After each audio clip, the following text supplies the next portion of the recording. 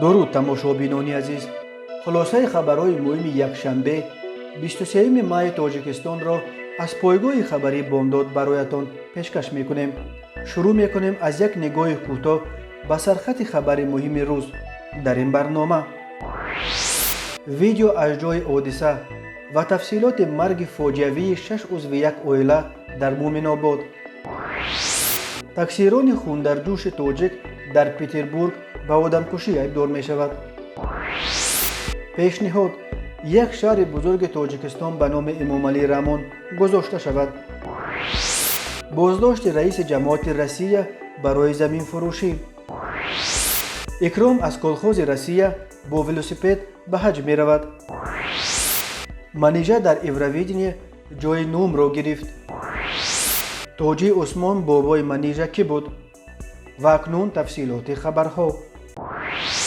ба пойгоҳи хабарии бомдод як видеои кӯтоҳ аз маҳаллаи садамаи пурқурбонии рӯзи 22 май дар роҳи Кӯлоб Муъминободро ки боиси марги 6 узви як хонавода аз деҳаи Фирӯзбои ҷамоати боғгаи ноҳияи Муъминобод шуд фиристоданд.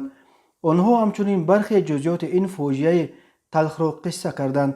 тавре қаблан хабар додем, рӯзи 22 май 6 узви як хонавода, як модар бо 2 писару як духтар ва келину набираи 7 солааш ҳангоми ба тӯи рафтанашон дар роҳи Кӯлоб Муъминобод бар асари ба мошини боркаш бархӯрдани мошин ҷон бохтанд. ба гуфтаи сокинони Муъминобод, Фарҳод Назирӣ соли таваллудаш 1984 ки дар ин садама ҳамроҳи зану фарзанди 7 солааш ҷон дод, тоза рӯзи 9 май аз Русия баргашта буд. дар садама ҳамчунин бародари ӯ Дилшод Назирӣ соли таваллудаш 1983, як хоҳар ва модараш Хадича низ ба ҳалокат расиданд. ҳамсӯҳбатони бомдод гуфтанд ки ин ҳодиса дар ҳудуди ноҳияи Муъминобод дар мавзеи Толе рӯй додааст. аз қазо толеи ин хонавода дар мавзеи Толе бетолеӣ кард ва дар як рӯз аз ин оила якбора 6 тобут бароварданд, гуфтанд онҳо. ҳамсӯҳбатони бомдод гуфтанд қурбониёни ин садама ҳама аз оилаи Раъматӣ Назирӣ буданд. акаи Назирӣ соли 2007 ба иллати бемории саратон аз дунё рафта буд. як рӯз пеш Зафар Шарифзода дар фейсбук хабар дод ки рӯзи 22 май бар асари садамаи нақлиётӣ дар роҳи Кӯлоб Муъминобод 6 узви як хонавода аз деҳаи Фирӯзбои ҷамоати боғгаи ноҳияи Муъминобод ҷон бохтанд. шоми 22 май тақрибан соати 18 муноқиша байни таксирони ширкати Ситимобил шаҳрванди 24-солаи Тоҷикистон бо як ронандаи 26-солаи сокини шаҳри Санкт-Петербург дар бориши кӯчаи Кириленко ва хиёбони Далнавосточный дар қисмати шаҳри Петербург дар наздикии соҳили дарёи Нева бо қатли ин ронанда аз ҷониби ҷавони хундарҷӯши тоҷик анҷом ёфт. ба ин ҷавони тоҷик акнун барои одамкушӣ то 15 соли зиндон таҳдид мекунад. ба гуфтаи шоҳидон, 2 ронандаи ҷавон дар пайи як садамаи хурд аз гиребони ҳам гирифтанд. онҳо якдигарро сабабгори ин садама номида айбдор мекарданд, вале муноқишаашон хеле зуд аз як муноқишаи лафзӣ ба занозанӣ табдил ёфт ва таксирони тоҷик аз ҷайбаш корд бароварда ба қафаси синаи рақибаш задааст. корд рост ба дили сокини Петербург расидааст. ҷабридидаро дар ҳолати мадъушӣ ба бемористони пажӯҳишгоҳи ёрии таъҷилӣ бурдаанд, вале табибон натавонистанд ӯро аз марг наҷот диҳанд. таксирони тоҷикро дастгир карданд. тафтишоти ҳодиса идома дорад. Шарифхон Тилоев, як корбари фейсбук, пешниҳод кардааст ки бахшида ба 30-солагии истиқлоли кишвар яке аз шаҳрҳои бузурги Тоҷикистонро ба номи президент Эмомалӣ Раъмон гузоранд.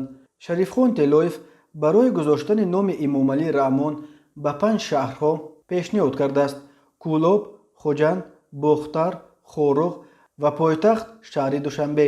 миллати қазоқ номгузорӣ кард шаҳри Остонаро ба номи Назарбоев, яъне шаҳри Нурсултон. мо тоҷикон низ бояд як шаҳри калонтарин ва зебои Тоҷикистонро ба номи Эмомалӣ Раъмон номгузорӣ намоем, навиштааст Тилоев. ин бори аввал нест ки пешниҳоди ба номи Эмомалӣ Раъмон гузоштани номи ягон шаҳри Тоҷикистон садо медиҳад.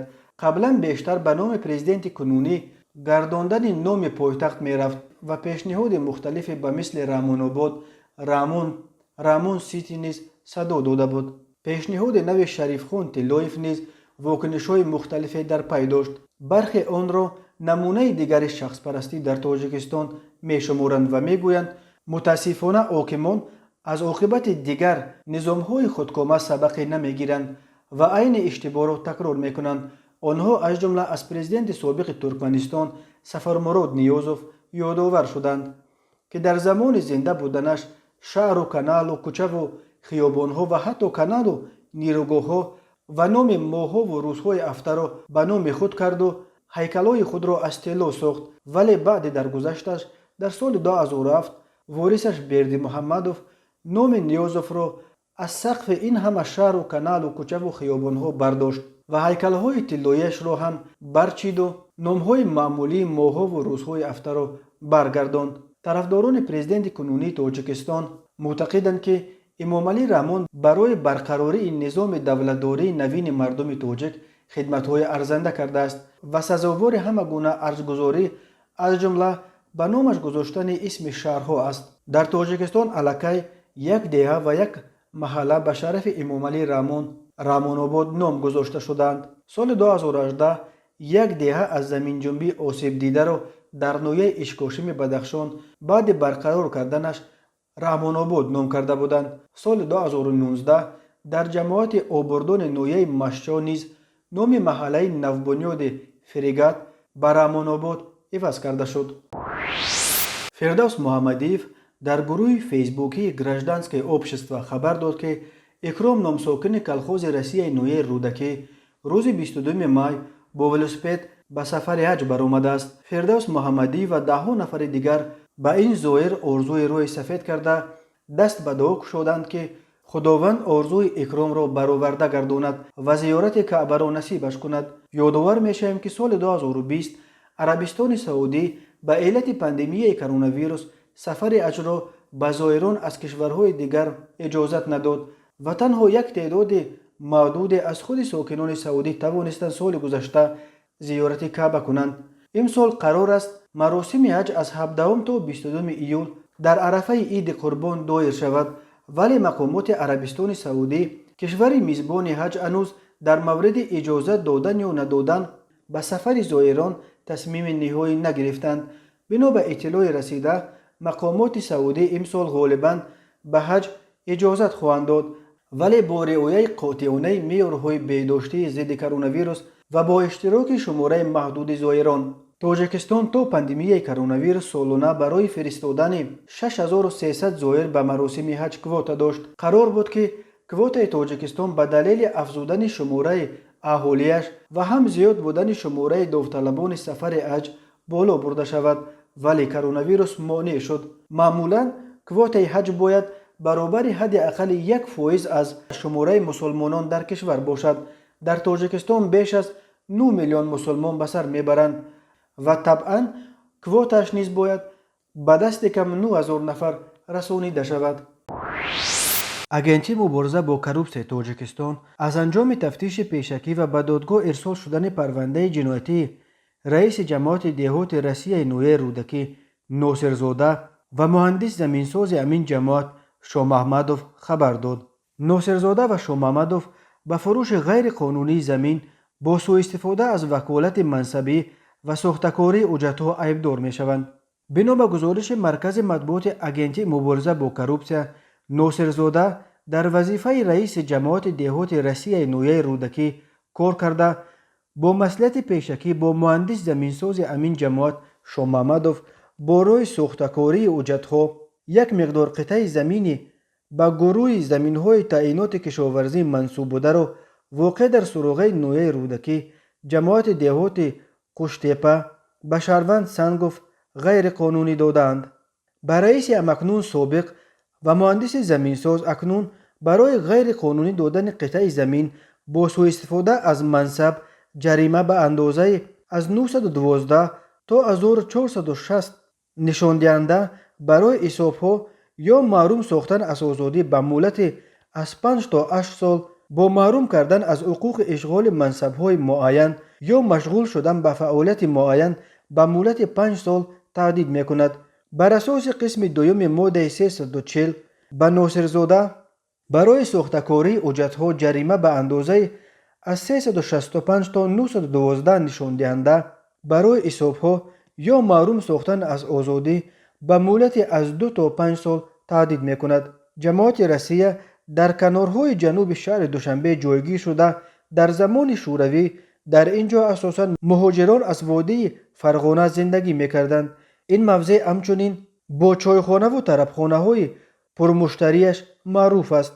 سالهای آخر با افزایش اهالی دوشنبه و کمچین شدن زمین ساختمان در پایتخت، شماره آنهایی که در کنار شهر میخواهند برای خود خانه و در بسازند خیلی افزایش یافت. یکی از منطقه هایی که به دلیل افزایش طلبات نرخ زمینش به آسمان خست قلمرو امین سابق کالخوز روسیه بود. طبق قانون اساسی تاجیکستان زمین در این کشور مالکیت استثنایی دولت به شمار می رود و فروش آن قطعاً منع است. ولی با این وجود فروش قطعه زمین برای ساختمان منزل‌های استقامتی و یا برای فعالیت‌های تجارتی یکی از عرصه‌های از همه فساد زده در تاجیکستان به شمار می رود. تقریباً هر ماه مقامات این کشور درباره بازداشت چندین منصبدار با اتهام زمین فروشی خبر میدهند. بلندپایه‌ترین منصبداری که با چنین جرم محکوم به زندان شد شهردار سابق کولوب بهرام عنایت زاده بود که ماه ایون سال 2020 دستگیر گردید و ماه نوامبر به 12 سال زندان محکوم شد. آوازخوان جوان زاده تاجیکستان منیژه سنگین که امسال روسیه را در آزمون معتبر ایورویژن 2021 در شهر روتردام هلند معرفی میکرد، در دور نهایی این آزمون در بین 26 اشتراک کننده جای نهم را به دست آورد. این در حالی است که ترانه او با نام راشن وومن در کانال رسمی ایورویژن در یوتیوب در عموم بیش از 22 میلیون تماشابین جمع آورده در بین همه اشتراکیان آزمون از همه پرتماشابین بود. امسال جای اول را در این آزمون نماینده ایتالیا مانسکین صاحب شد. به این ترتیب سال آینده آزمون ایورویژن باید در ایتالیا دایر شود. جای دوم را در روتردام آوازخوان فرانسوی باربارا پراوی به دست آورد. باربارا پراوی از پدری سرب و مادر ایرانی به دنیا آمده است. جای سوم نصیب جون استرز از شویتزاریا گردید. این ترانه هم با زبان فرانسوی بود. خبرگزاری سپوتنیک درباره توجی عثمان بابای آوازخوان تاجیک مقیم روسیه منیژه سنگین تفصیلات جالبی را پیدا و نشر کرده است. با گفته پیوندانش شجره آنها تا به خود شیخ کمال خوجندی میرسد.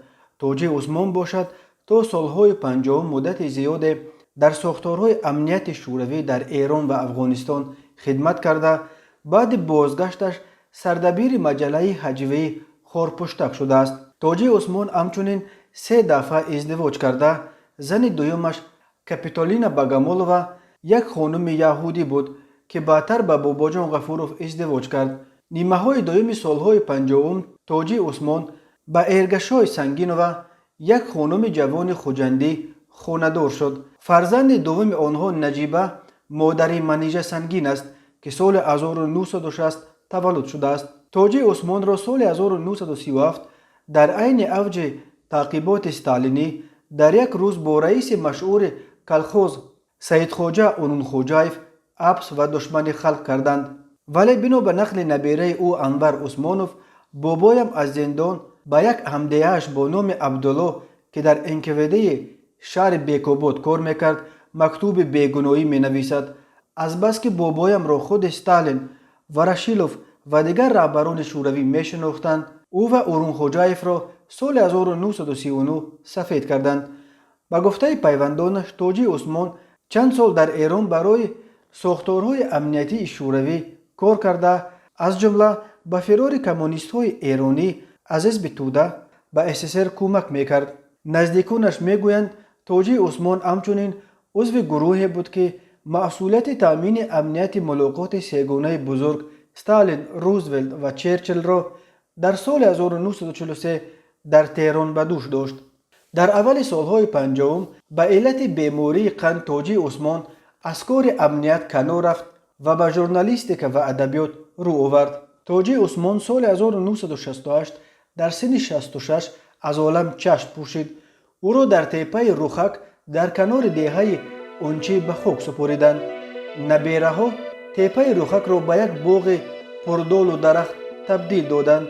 باغ تاج عثمان نام گذاشتند. تماشابینان عزیز و گرامی، این بود مرور به خلاصه چند خبر مهم روز 23 مای تاجیکستان. خبر و گزارش های بیشتر از تاجیکستان و درباره تاجیکستان را در سامانه پایگاه خبری بامداد در این نشانه پیگیری کنید: www.bomdad.com. خوش باشید.